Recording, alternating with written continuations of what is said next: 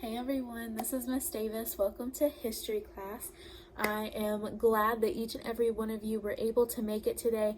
Today we're going to be learning a lot of exciting things. First, we're going to be starting with our presidents. So turn to your book, to your presidents page, and we are going to begin with that. Let's begin. Again, it's on page 350 in case you forgot, and we're going to begin that right now. Washington, Adams, Jefferson, Madison, Monroe, Adams, Jackson, Van Buren, Harrison, Tyler, Polk, Taylor, Fillmore, Pierce, Buchanan, Lincoln, Johnson, Grant, Hayes, Garfield, Arthur, Cleveland, Harrison, Cleveland, McKinley, Roosevelt, Taft, Wilson, Harding, Coolidge, Hoover, Roosevelt, Truman, Eisenhower, Kennedy, Johnson, Nixon, Ford, Carter, Reagan, Bush, Clinton, Bush, Obama, Trump. I hope that you've been practicing your president's songs, and if you have, then I recommend once quarantine is over to go to your grandparents' house, go to your aunt's house, your uncles, show your brother, show your sisters, whoever you haven't gotten to show this to. This is impressive that you know all of the presidents of the United States. Not everybody can say that. Maybe you can teach your cousins. If they don't go to the same school as you and they're not using a Becca like you know there's a chance they don't even know all of the presidents. So you can teach them the song and then they can go and impress their friends. So that's something that I want to encourage you with. Now we're going to be reviewing some new countries as well as some of our other countries that we have been reviewing and learning about with our map flashcards. So let's get ready for that. The country that we are going to be learning about today and being introduced to is Ukraine. Class, say Ukraine. Ukraine. The capital of Ukraine is Kyiv. Make sure you're pronouncing it with an F and don't be tempted to use that V because it's pronounced with an F. And we have the Crimea island that is part of it. And although that island is an island, but it's also part of the country. So the country is a peninsula. Put in the comments what you think a peninsula is for me. And let's say this together. We have Ukraine, Kyiv. Ukraine, Kyiv. Let's say it together one more time. Ukraine, Kyiv. And we will continue to learn about this new country in further lessons as well. I hope that the thing that you gained from that review is that landlocked means locked in land. It's not going to move. It's in land. I hope you remember that. With the amount of times I've went over it, it's probably going to show up on a quiz. Or maybe a test. Or both. So know it. Let's begin reviewing with a couple of things. First, what is communism? Explain to someone near you or say it out loud. Put it in the comments. I want to have an answer from every single person what communism is. What is the problem with communism? What is the issue with it? Why is it unbiblical? Okay, so first what communism is the belief that everyone should be equal, but we know that this is disguised as a way for the government to have control of everything. And I'll give you just a second to kind of collect your thoughts on why it's unbiblical. The number one reason that communism is unbiblical is because God gave us free will. He gave free will to Adam and Eve in the very beginning, and he also gave free will to us now. We still have free will. He wants us to choose to love him. He wants us to make our own decisions and to choose to follow him. But if the government has control of everything that we do, then we no longer have free will. And that's the main issue with communism. Now, there's a lot of other issues as well, but they're a form of government that wants to say that God doesn't exist so that they can take away that power and that free will that he has given each and every one of us. Now, we know yesterday that we talked about someone or a group of people, a religion, more or less, that do not believe in God. Can you tell me what that is? Okay, and here's something that I forgot to share with you. This is very important. This is my Bible right here. In Romans 1:20, it says, "For the invisible things of him from the creation of the world are clearly seen, being understood by the things that are made, even his eternal power and Godhead, so that they are without excuse." So this is saying that okay, maybe you're wanting to say that God is not real, but you don't actually have the excuse. You can look in nature. We can see things that God has put in nature, patterns that He's found, just different things that couldn't just happen on their own. It had to have some form of omnipotent power that took control of that and created it. We were created. We were not simply just we didn't just happen, is basically what it is. And God has proved Himself time and time again with just different things just within nature. We don't need any other proof. We know within our hearts, is what this verse says, that God is real. And I'm very thankful for that assurance that we have. There is something else too, something that was a little strange. Miss Davis shared with you how she grew up with a house full of people. But I told you that I'd rather take my house full of people than what they had. What did they have that they had to do? They had a lot of people living in a house, and then what else? They would oftentimes have communal bathrooms, or places where multiple people, multiple families would have to shower and have to bathe. Well, showering and bathing are synonyms, but they would also have to use the bathroom there. They wouldn't have their own bathroom within their house or their apartment, wherever they may live. Another thing is what did moms most often do? We talked about oftentimes maybe you have your mom and she comes and picks you up from school, or she packs your lunch before you leave, and maybe she cooks dinners for you, maybe she cleans the house or does laundry, or she goes shopping for y'all and makes sure that you have food in your house. There's a lot of different things that moms do, and dads do too, but they didn't have this freedom. What was that?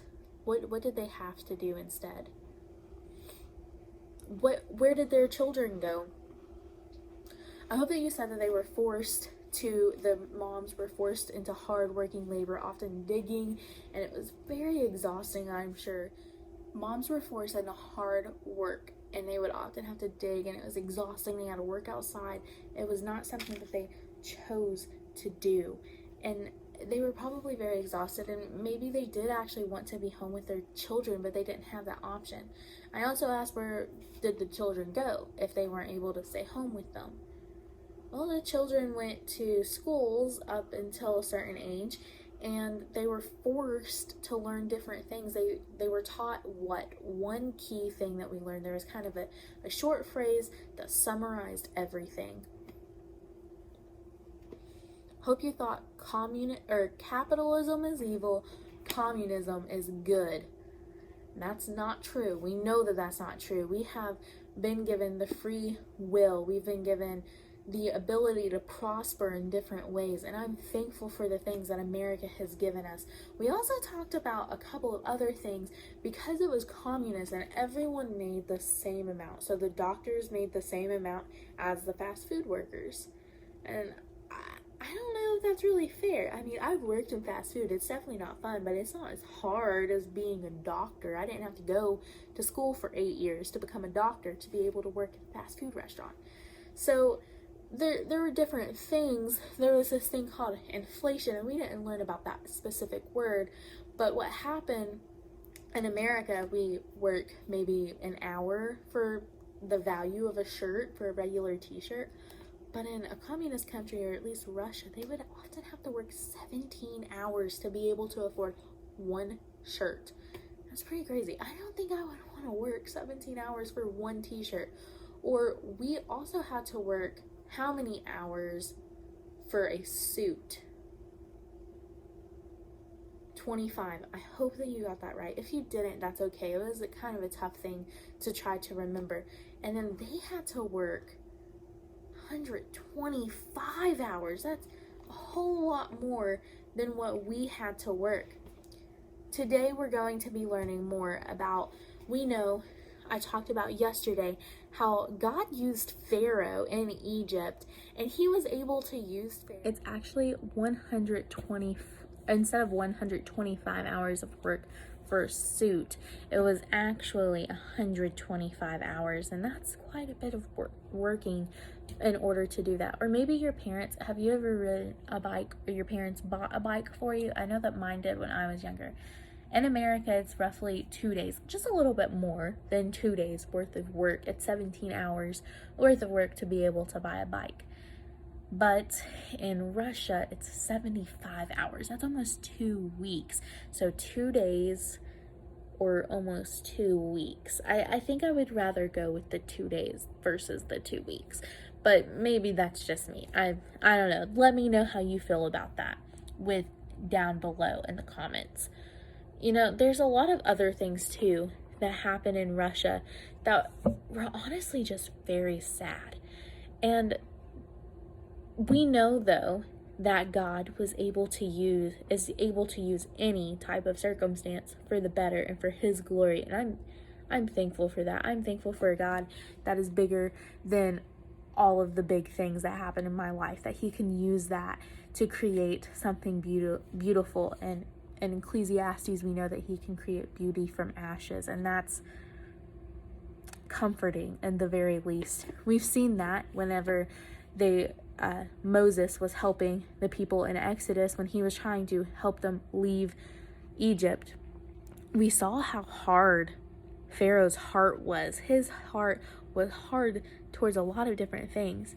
And then God came in and he softened his heart, and he allowed him to let the Jewish people and the Israelites to leave the country, or to leave the land of Egypt. God was able to change him. Pharaoh thought he was a very big and powerful man. And he was powerful. But our God is more powerful, and I'm thankful for that. Today we're going to be learning about how God brings Russia out of communism, and how exciting that is, and how he's going to be able to use all of the different things, and we're going to see how he decided to be able to use that to work in that country. Have you ever maybe joined a friend, and a couple of friends maybe, and maybe you all put in some money to build something or to buy something? Whenever I was younger, there was one time where during the summer we took some materials that my dad had, and we decided that we wanted to build a clubhouse. We wanted a clubhouse so bad. So me and all of my four siblings and I would go swimming because it was very hot and it was in the summer. And then we would get out of the pool real fast, and we would get some supplies, hammers, nails, the wood, everything that we needed, and we'd run over behind our house and we'd start building this completely. And in all honesty, my brothers probably did more than me. I was very little, so my stuff was not very nice whenever I put it together. My dad saw this though, and he was like, "What are you doing? Stop. I'll build you a clubhouse one day. Leave my stuff alone. You're not even doing it right." My dad was a carpenter, so he knew a lot more about building things correctly than what 10-year-olds did. I wasn't even 10 at the time. I was the youngest, but my brother was maybe 13 or 14 at the time. And so he said, "I'll build you one." He never did, but if we were to have been able to finish that, and we used all of my dad's materials, we used his hammers, his nails, his wood, but then we told him that he could only come in once a week to our clubhouse. It was ours for the rest of the time. We were much younger, we were much smaller, we put a lot less effort into it, and we told him, "You can only come in once a week." Do you think that would be fair for us to do that to him? I don't think it would. Well, this is a little bit bigger than matters of clubhouse and who is able to be inside of it. After the World War II, the United Nations was formed to help people have peace, and for peace to be against the countries. People were sick and tired of war. I mean, there was World War I, and that brought a lot of devastation, and it even put America into a Great Depression. We weren't able to pull ourselves out of it until World War II. So after World War II, the United Nations was formed, and America was a powerful country. We were very strong and united in the way that we thought and the way that we acted. So America had a lot of power and a lot of abilities to be able to do things. So they brought all of these different countries together, a lot of smaller countries, to try to help it make sure that no country would have the amount of power that Germany ended up having with Hitler. And they were trying to make things more fair and more peaceful. Instead of having all of these little wars throughout all of these different countries, they wanted peace for just a moment. To sit a moment and just have peace and to not have to worry about what was going on. So the United Nations was formed, and there was a lot of other countries that were used in it, and they did contribute some, but America was kind of the muscle behind this movement and this organization. So whenever it formed and all of these different countries came together, you would think that America would be in charge of it, that the United States would be in charge of it, but in fact it wasn't in charge. We had very little say of what happened in this, and given there were a lot of other countries involved, but those countries had less of a population than what America did, less land than what America did, and contributed less money into this project called the United Nations than what America did. In fact, more than half of the UN members had a population smaller than New York City. And New York City does have a very large population, but that's just one city in America. So if you think about that does that sound right? I mean, we were the ones that contributed. We were the ones that pulled it together. Is that really fair to where we don't have any power or any control? And in fact, the headquarters was even in New York City. So that's something interesting to think about. Open your books to page 278 on 15.8, and we are going to begin reading.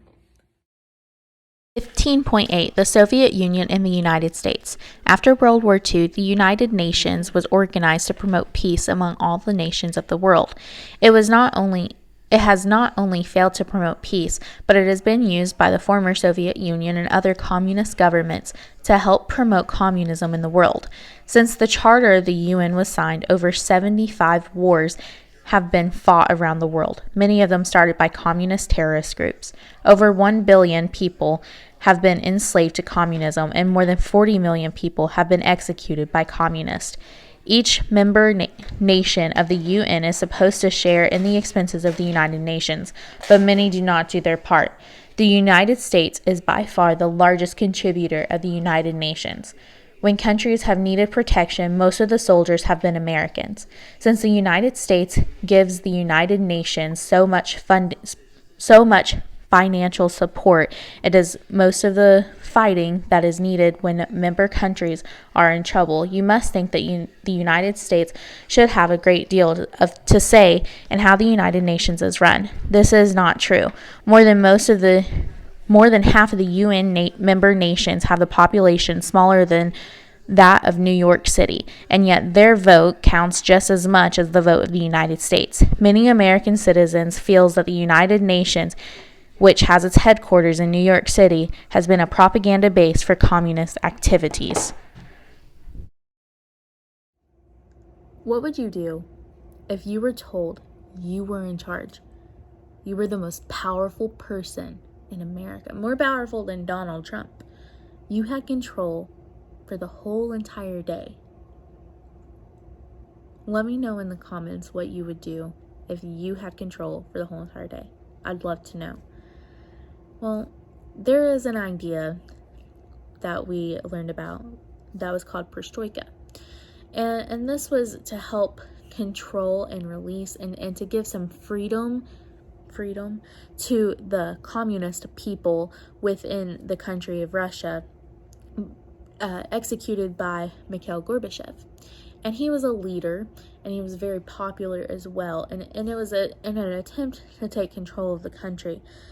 But some believed that Gorbachev actually staged his downfall. Like he faked it. He set it up to where it would happen so that we could be, or Russia could be, under a stricter communist control, because he thought that he had given too much freedom.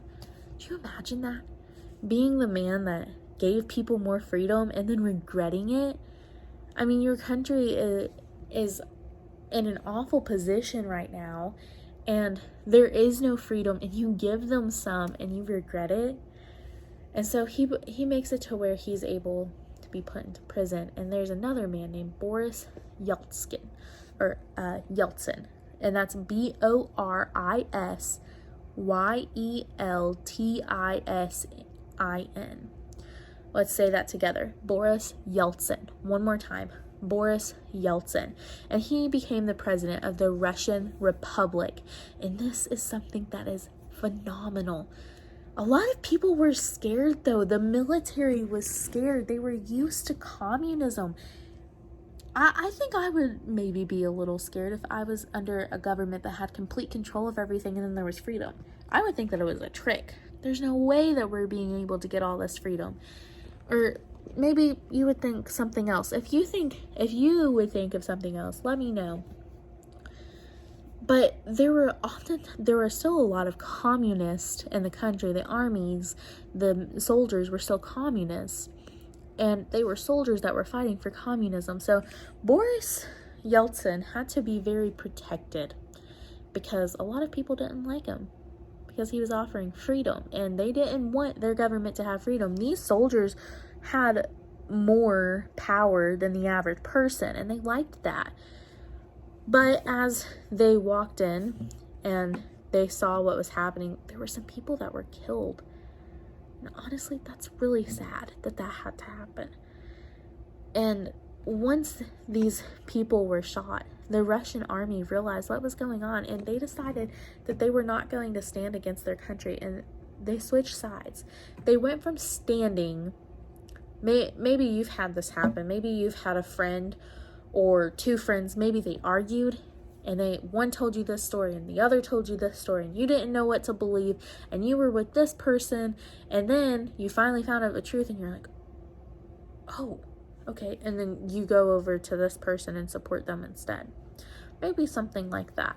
But these soldiers realized what they were doing was wrong. So they decided that they were going to stand beside their new president.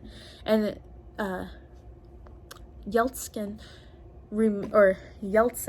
removed or allowed Gorbachev to have freedom. But when he came out, Boris Yeltsin was now the most powerful man in the country. Let's continue reading on this. 15.9 The Fall of the Soviet Empire. In August 1991, a startling event occurred in the Soviet Union. Fearing that Gorbachev's policy of perestroika would lead to the downfall of communism, a group of communist leaders and military men arrested Mikhail Gorbachev and attempted to take control of the nation. Observers outside the Soviet Union were not sure what had actually happened. Some even believed that Gorbachev had staged his own downfall in order to return to a stricter communist control. Boris Yeltsin. News camera crews from the United States and Western Europe were allowed to film what was going on in the two major Russian cities, St. Petersburg and Moscow, where thousands of ordinary citizens railed in the open air and demanded the return of the reformed government. In Moscow, Boris Yeltsin, the newly elected president of the Russian Republic, had surrounded himself with armed guards, while thousands of Moscow citizens stood outside his headquarters and refused to move when tanks sent by the communist leaders and military men rolled into the city. The entire world watched by satellite television as soldiers and tanks approached the offices of the Russian parliament where Yeltsin awaited them. The troops moved in at night, but after killing 3 people in the streets, the young men of the Russian army put down their guns. They decided not to fire against their countrymen and joined the citizens in supporting Yeltsin. As suddenly as it had started, the military threat seemed to melt away. Boris Yeltsin emerged as the hero of the hour and Mikhail Gorbachev was released. But something had changed. Yeltsin was now the most powerful man in Russia.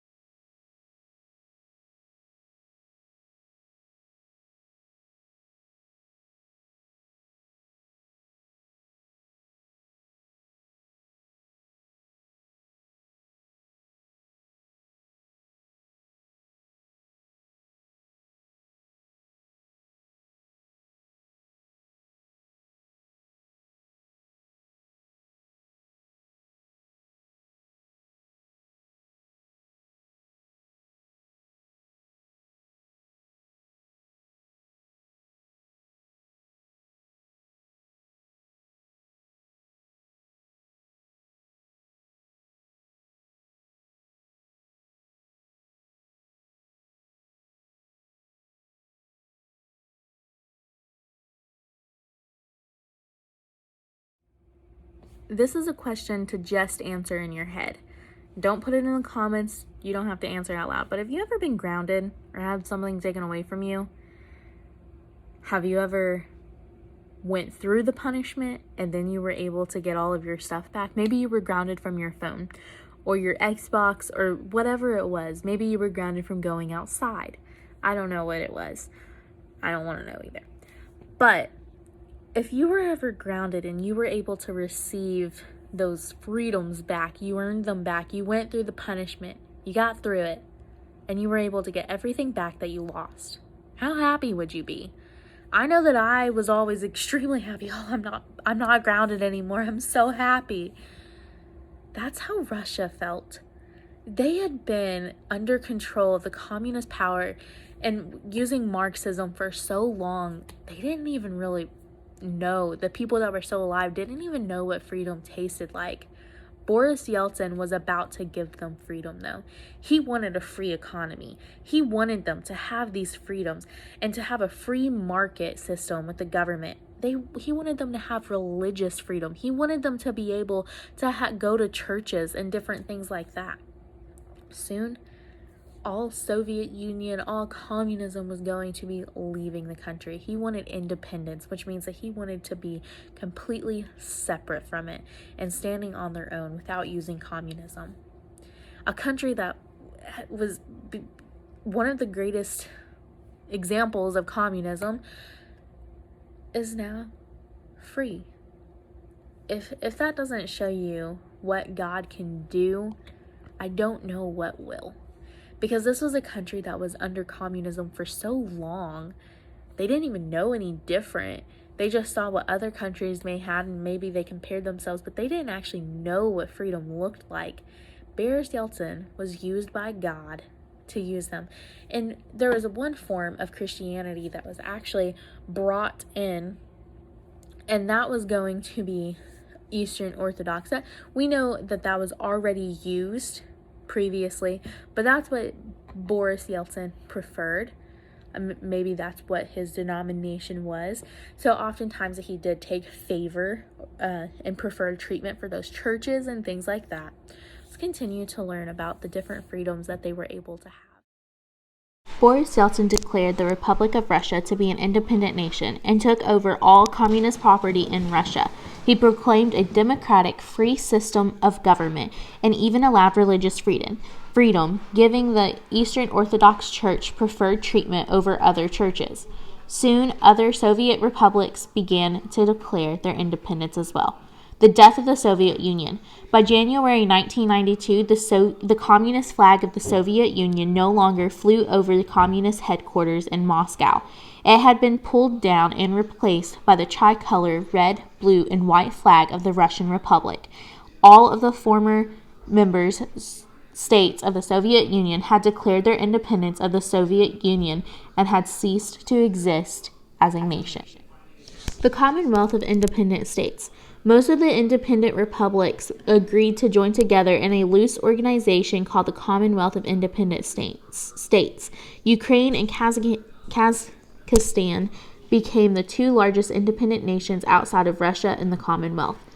Other new republics, including Belarus and Moldova in Europe and Georgia, Armenia, Azerbaijan, Turkmenistan, and Uzbekistan, Tajikistan, and Kyrgyzstan in Asia.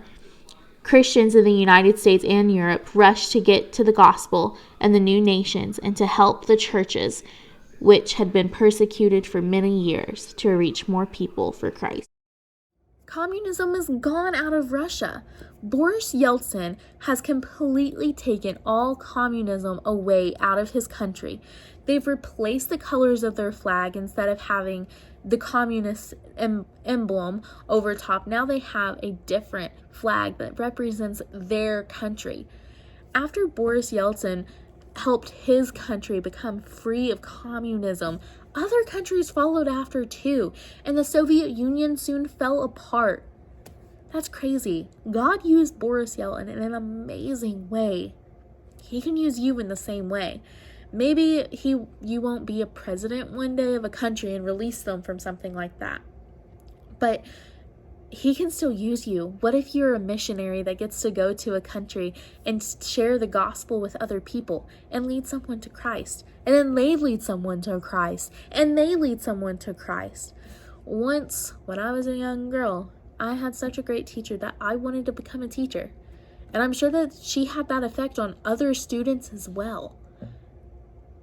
The things that you do, the things that you say, the way that you act affects people. Maybe someone's having a really bad day, or maybe they're just genuinely a grumpy person.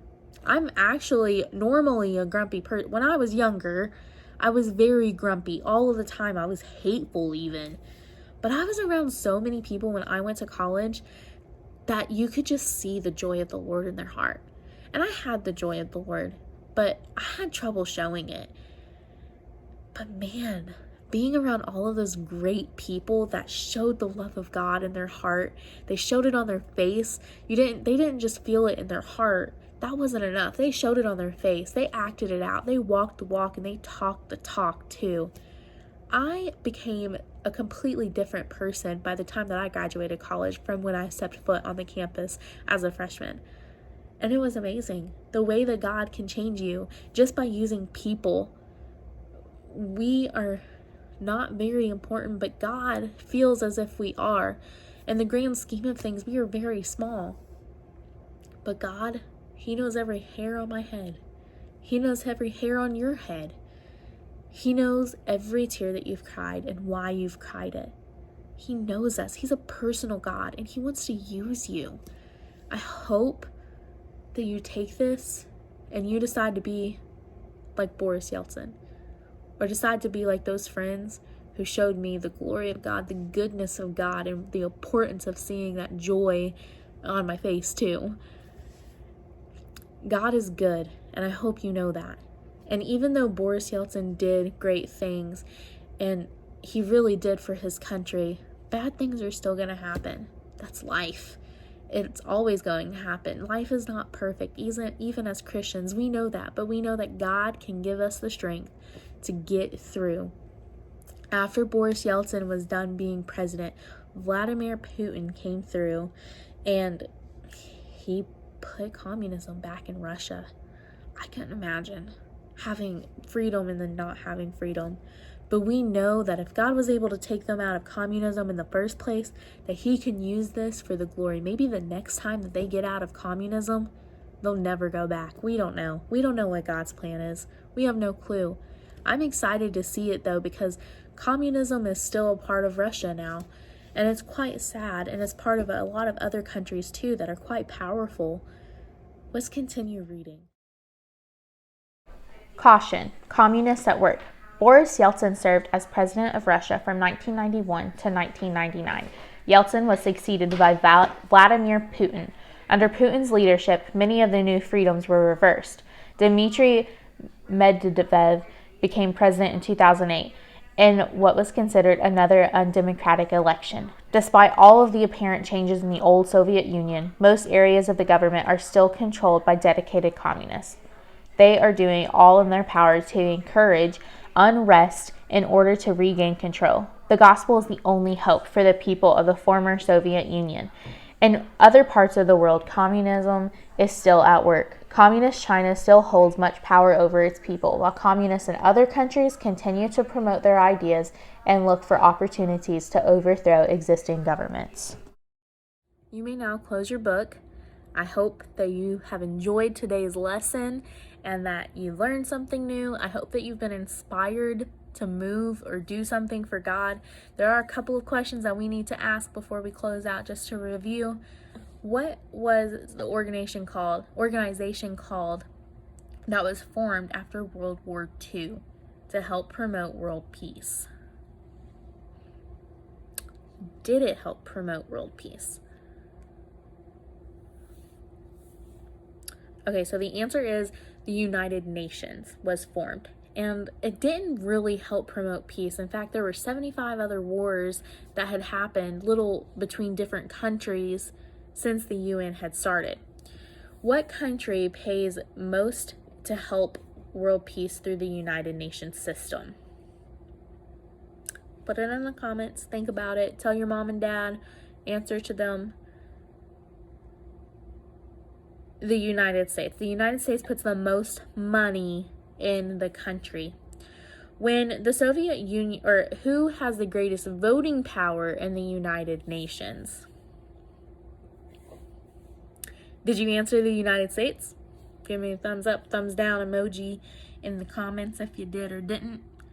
I hope that you didn't, because that would not be true. The United States does not have the most power. They have the same amount of power as a country that has the same population as one city in the US, even though we contribute more money. What do you think about that? I want to know your opinion. Is that fair? Why or why isn't it fair? Then we have, when the Soviet Union did collapse, who emerged the most powerful man in Russia?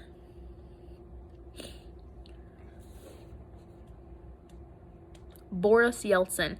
I hope that you use your power, whatever it is that you may have. Maybe it's just being older than your brother or older than your sister, or maybe it's being the older cousin. I don't know what your power is, but I hope you use it to the glory of God. I would say that Boris Yeltsin used his to the glory of God as well, even if he was not a Christian, which I'm not 100% for sure if he was or wasn't. I would say that he probably was. But God can still use you. So I hope that you decide, since you are a Christian, to be used by God. And is it true that there's no further threat from communists now that the Soviet Union has collapsed? No, it is not true. The communism is still very big in major countries. One of the biggest ones is China. China has a lot of different things that we get from them, and they send a lot of other countries that. And there are a lot of other countries as well that still promote communism. Hope that you have a great day and a blessed day as well. Thanks for watching, and I'll see you next history lesson.